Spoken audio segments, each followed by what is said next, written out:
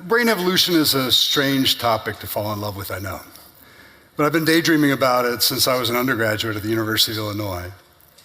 I took freshman biology in an enormous lecture hall with 800 students, and the room was so big that I could fit my entire hometown in it and still have empty seats. But I loved it. I learned for the first time about animal behavior as a scientific discipline. I learned about neuroscience and evolution. And in my dorm room, I remember daydreaming about what the brains of different species might have to teach us about emotion or memory. I remember thinking about the great crested grebe and their courtship, or the friendship of young chimpanzees. And I wonder what it's like to be an orangutan. They're great apes like us, but they're solitary and they don't form bonds. And so sex for them is just sex, I guess. There are a lot of reasons to study the brains of other species, to understand, for example, how social bonds can protect us against stress. But for me, it's kind of always really been about the draw of inhabiting another mind.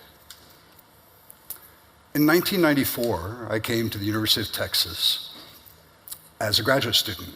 And for my dissertation, I studied mate choice, and I studied its evolution using simulations of kind of early versions of artificial neural network models. I went to the Smithsonian and chased frogs to test my models, and it was there that I learned about poison frogs. Some species are so toxic that a single frog could stop 100 human hearts. But that's not what interested me. What interested me is their behavior. So males and females lay eggs together on the forest floor, just a few, and the male will tend them. And when an egg hatches, the tadpole climbs onto his back. And then he carries that tadpole from the forest floor up into the canopy of the rainforest, and he deposits the tadpole in a little pool of water at the base of a bromeliad. And he comes and checks on the tadpole. If the tadpole's hungry, he'll wag his tail to beg.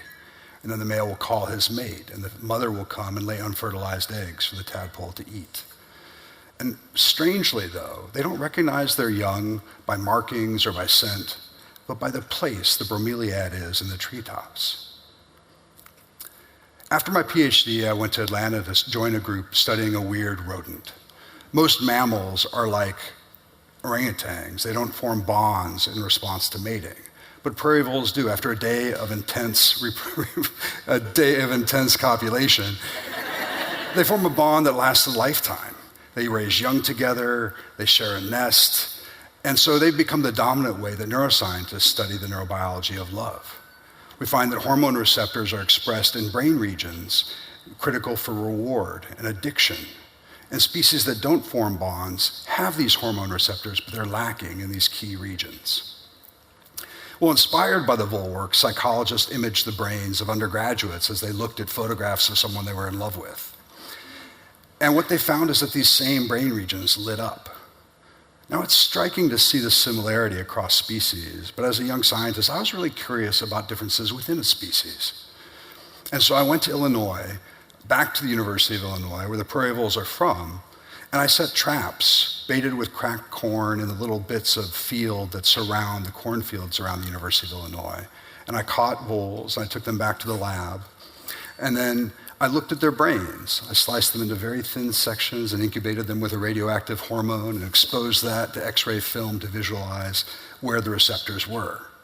And I found enormous variation. The main place we saw differences was in a brain circuit important for memory, navigating space use, for recalling distant events. And some animals had lots of receptor in this brain region, and others lacked it altogether. Neuroscientists often think about brains as being sort of characteristic of a species, as though any differences were some sort of disorder. But I caught these animals in the wild, and they were thriving. So it's kind of a puzzle. Well, I took a job at the University of Florida as a faculty member, and there I met somebody interesting. He was handsome and shy, and I remember that he was standing with his back to the wall, and I was facing him. And behind me, our boyfriends were dancing together on a crowded dance floor. And I remember how uncomfortable he was as I asked him question after question. He just answered yes or no. We didn't see each other for a few years after that. And so it would be a while before I got to know how different we were. I'm an extrovert, he's an introvert. I love the outdoors. He finds it frankly terrifying. But Today, 20 years later, we're married, and still I can picture that first meeting like it was yesterday. I'm such a sucker.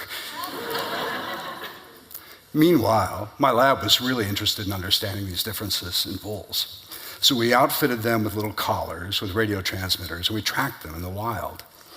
And what we found is that animals with a lot of hormone receptor in this memory circuit use space differently. They tended to stay close to their nest, and they kept track of their loved one, and they never strayed. Whereas animals that lacked the receptor tended to stray into others' territories and often mated with other individuals. So we kept working on this, and then we chased down this brain variation to do two different DNA variants. There was a high-expressing variant and a low one. And then we asked, well, maybe we can detect natural selection operating on these different genotypes. And so we then looked at the fitness of animals in the wild, and we found that the high-expressing genetic variant was more fit in the context of faithful pairings, but the other allele was more fit in the context of these unfaithful pairings. And when we threw the data together, to our surprise, we found that both alleles were equally fit. They were perfectly balanced. And when we looked at them, the DNA sequences more closely, we saw that there was an excess of differences in their sequences. And that's a signature of something we call balancing selection.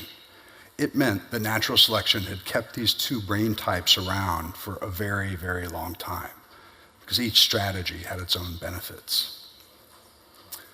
So people often ask me what any of this has to do with human love.